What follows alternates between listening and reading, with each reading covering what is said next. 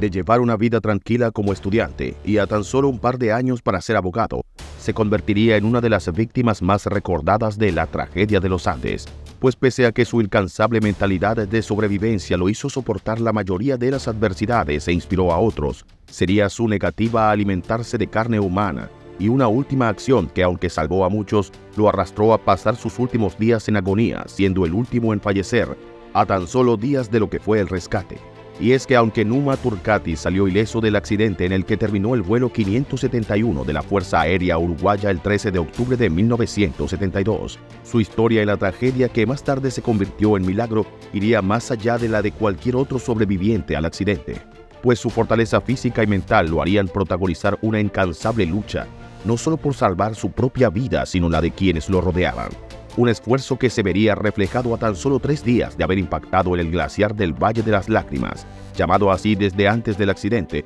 debido a la presencia de rocas minerales que causan irritación ocular. Pues Numa, junto con otros 3 supervivientes, planificó una expedición con el objetivo de encontrar la cola del avión y ver qué había tras la montaña. Numa, junto a Roberto Canessa, Fito Strauch y Carlitos Páez, quienes parecían los más fuertes del grupo, también esperaban con ansias encontrar los verdes prados chilenos, pues el único dato con el que contaban, el cual les había dado el piloto Dante La Guarara antes de fallecer por el impacto, sería que habían pasado la localidad chilena de Curicó. Sin embargo, se encontraban a más de 89 kilómetros, pues se habían estrellado en lo profundo de los Andes, y este primer intento solo serviría para verificar que a tan solo un par de metros de los restos del avión, a medida que se alejaban, sus compañeros se hacían invisibles, apenas se distinguían algunas manchas en la nieve, por lo que ahora sabrían con seguridad que desde los cielos nadie los vería. Si bien esto desanimó a todo el grupo, quienes los vieron regresar con malas noticias y sin haber logrado algún avance, a pocos días lograron hacer funcionar una radio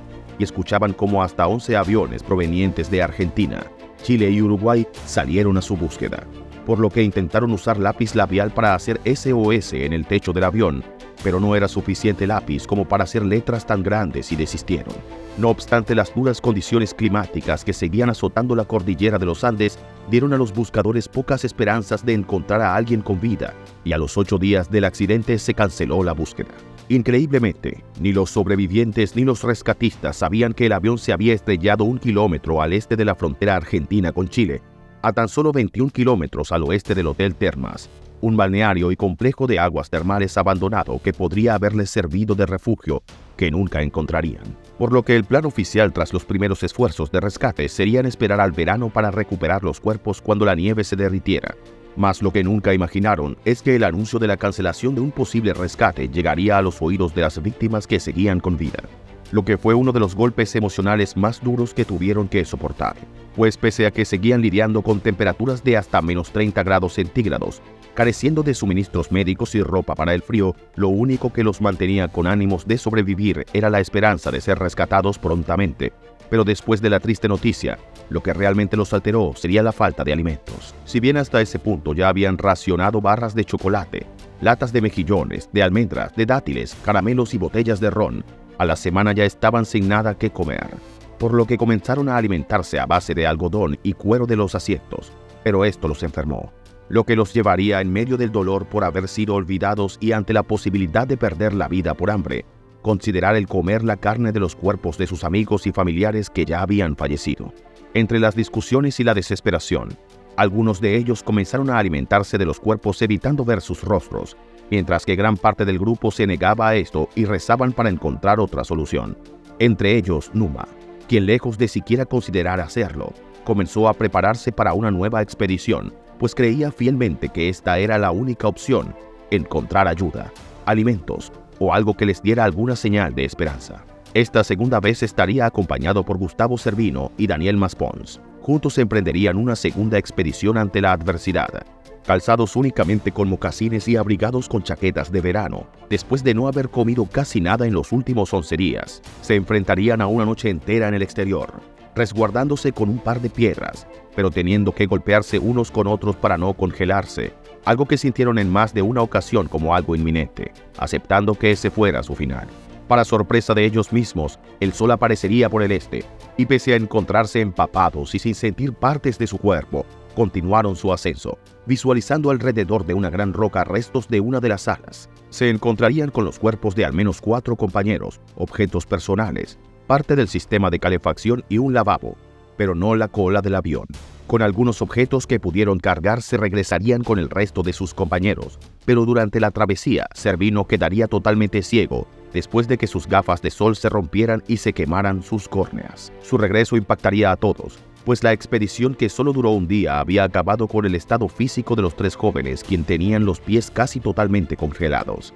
Numa había sufrido un esguince y se le fue acumulando sangre en el tobillo. Pero pese a todo esto, no imaginaría que el reto más difícil estaba por venir,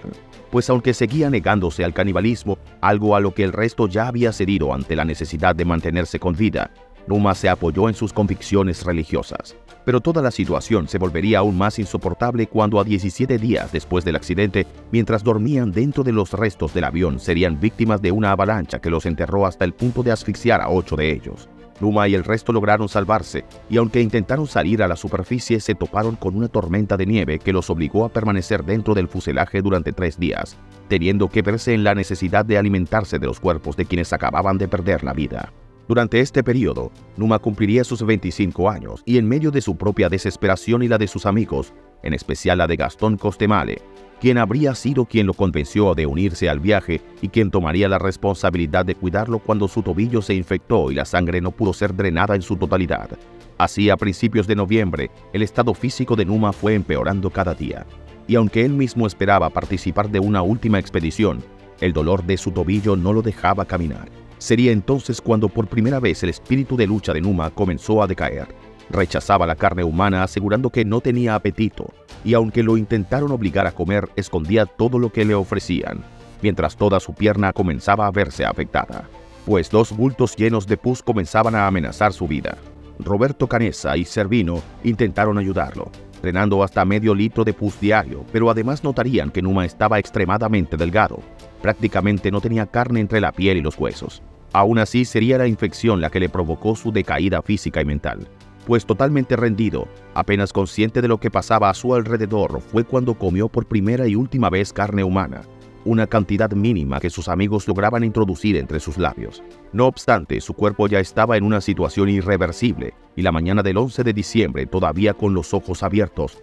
Numa parecía despedirse de su amigo Pacho, quien se arrodilló a su lado y comenzó a rezar el rosario, hasta que finalmente Numa Turcati, tras cumplir 61 días de supervivencia, sufrió un cuadro séptico que le quitaría la vida a sus 25 años, pesando apenas 25 kilos en una condición extrema de desnutrición. Minutos después, Gustavo Servino encontró en su mano lo que había escrito antes de morir, un pasaje de la Biblia. No hay amor más grande que aquel que da la vida por los amigos. Un mensaje final que inspiraría al resto de sobrevivientes, quienes, lamentando la partida de quien se había convertido en uno de sus principales líderes, se decidieron a contribuir con un último esfuerzo para permanecer con vida. Canessa y Parrado serían los encargados de caminar durante 10 días, cruzando heroicamente la cordillera hasta que, al borde de la agonía, encontraron a Sergio Catalán montado a caballo entre las montañas que estaban separadas por un río, lo que sería el principio de su salvación, pues tras comunicarse con Catalán, este avisaría al ejército de Chile,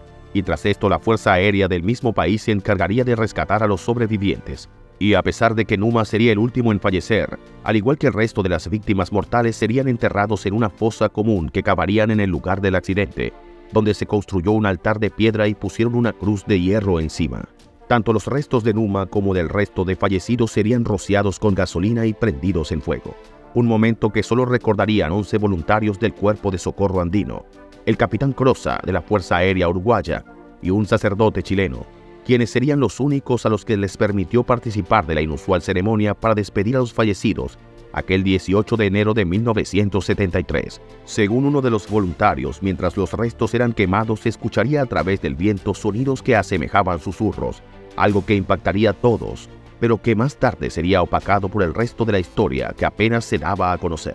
Una historia que hasta la actualidad sigue impresionando a millones de personas en todo el mundo y que además ha inspirado libros de los propios sobrevivientes, documentales, canciones, obras de teatro y en los últimos años largometrajes como la reconocida película La Sociedad de la Nieve, en la que relatan los impactantes hechos que vivió Numa Turcati, sus amigos y todas esas personas que al dar su último aliento ya se habían convertido en su familia después de enfrentar junto a ellos el mayor reto de su vida. Numa sin duda sería uno de los pilares en esta historia que terminaría siendo considerada por muchos como un milagro, y que en palabras de los propios sobrevivientes, inclusive de aquellos que no conocían a Numa antes del accidente, él sería uno de sus más grandes apoyos, inspirando a todos a su alrededor con su fortaleza e inquebrantable mentalidad, esa que hasta en su último mensaje se vería reflejada. Tal fue su legado que a partir de 1973 el equipo para el que jugaba, el San Ignacio de Loyola, pasó a llamarse Numa Turcati, ese nombre que dejaría una huella en cientos de personas.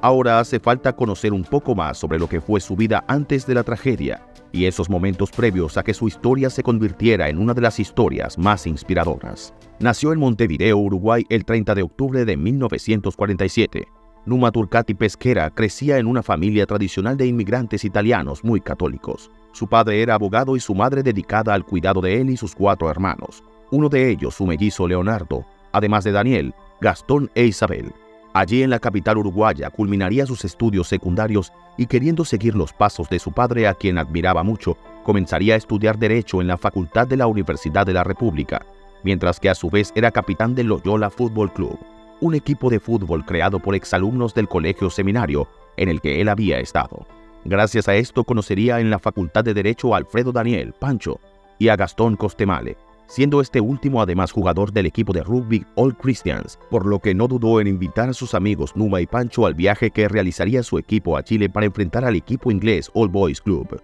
Si bien el viaje estaba planificado especialmente para el equipo de rugby, después de que el presidente del club, Daniel Juan, contratara un bimotor de la Fuerza Aérea Uruguaya para que los trasladara a la capital chilena con mayor comodidad y a un precio económico. Debido a que quedarían en el avión puestos sin ocupar, miembros del equipo invitaron a familiares y amigos a acompañarlos, con el atractivo de que pagarían pasajes a muy bajo costo. Tal fue el caso de Gastón Costemale, quien no dudó en invitar a Numa y Pancho a su esperado viaje, una propuesta que Pancho de inmediato aceptó e insistiría a Numa para que los acompañara. Pero a punto de graduarse como procurador, Numa estaba centrado en sus estudios, por lo que sus amigos tuvieron que insistirle durante un par de días, atrayéndolo con la idea de conocer gente nueva. Aún así, Numa continuó con su propia agenda personal sin dar una respuesta a la propuesta, llegando incluso a jugar en la liga el último partido que su equipo de fútbol tenía, sin saber que esta sería la última vez que el resto de sus amigos lo verían. Y es que pese a la duda de viajar,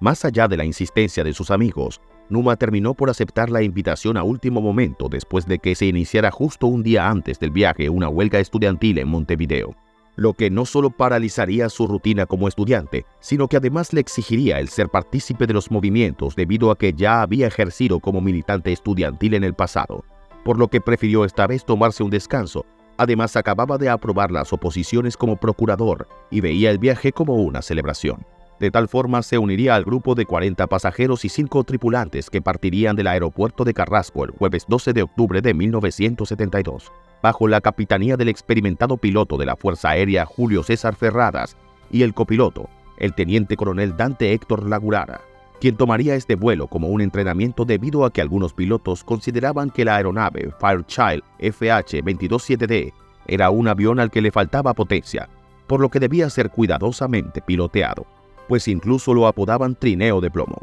Dicho todo esto, Ferradas, al notar un frente de tormenta sobre la cordillera de los Andes, tomó la decisión de volar en condiciones meteorológicas instrumentales, ya que visualmente no podían confirmar su ubicación debido a la neblina, la misma que desde el interior de la aeronave visualizaban Numa y sus amigos. Y es que pese a las malas condiciones climáticas que generaban ciertas turbulencias, dentro del avión el ambiente se mantenía positivo, como si de una hermandad se tratara. Los jóvenes del equipo de rugby junto a sus allegados disfrutaban el momento hasta que todo comenzaría a nublarse drásticamente a través de sus ventanas, pues aunque el piloto confiaba en la navegación por radio, se presume que hizo una mala estimación de su posición y avisaría mucho antes de lo previsto a los controles de Santiago que llegarían en tan solo un minuto a la localidad de Curicó en Chile, cuando la realidad es que todavía estaban a 11 minutos, pues aún se encontraban sobrevolando los Andes. Pero debido a la falta de cobertura del radar, su descenso fue autorizado. Ferradas giró demasiado pronto y además realizó un curso incorrecto de 0,14 grados, cuando debió realizar uno de 0,30 grados, por lo que el descenso provocó una fuerte turbulencia y una corriente descendiente que los hizo perder cientos de metros de altitud. saliendo por completo de las nubes. Todo esto mientras en cabina, aunque bromeaban sobre la gravedad de las turbulencias, a excepción de Numa, quien parecía nunca haberse sentido seguro en el viaje, todos se alarmarían cuando comenzaron a ver desde muy cerca las montañas, algo que sorprendería incluso a los pilotos, quienes inevitablemente habían notado su grave error, pues una cresta montañosa bloqueaba su paso. En su intento por superar la cresta intentaron trepar el avión hasta que estuvo casi vertical, lo que provocó que algunos de los pasajeros que se encontraban sin cinturón cayeran al suelo. Pero esta acción provocaría que la aeronave se detuviera y temblara, activando la alarma de colisión. El cono de la cola de la aeronave golpearía la cresta de la montaña y al menos 2 veces más impactaría, provocando que se desprendiera primero la parte trasera y el ala izquierda, separando las filas de pasajeros y provocando que al menos 2 de ellos cayeran al vacío. Gastón sería una de las primeras víctimas mortales cuando se rompió la cola del avión, mientras que Numa y Pancho permanecieron en la parte delantera que se deslizó por una pendiente hasta impactar contra un banco de nieve y hielo, aplastando la cabina, lo que acabó de manera instantánea con la vida de Ferraras. Otras 10 personas también perderían la vida durante el accidente, y al menos 10 más quedarían con heridas graves que incluían fracturas expuestas, siendo ayudados por Roberto Canessa y Gustavo Cervino, ambos estudiantes de segundo año de medicina, quienes priorizaron a los más necesitados. A todas estas, Numa, de excelente forma física, solo tuvo que sobreponerse a los hematomas y golpes recibidos, por lo que no fue de extrañar que a pocos días del accidente, que parecía haberlos dejado en medio de la nada, emprendiera junto a otros de los supervivientes al menos 3 expediciones con el objetivo de encontrar la cola del avión y más tarde descubrir que habían ido al oeste. Pero tras 61 días en los que afrontó el fallecimiento de al menos 15 personas, cumplió 25 años y sufrió un esguince. Además del frío y la carencia de comida,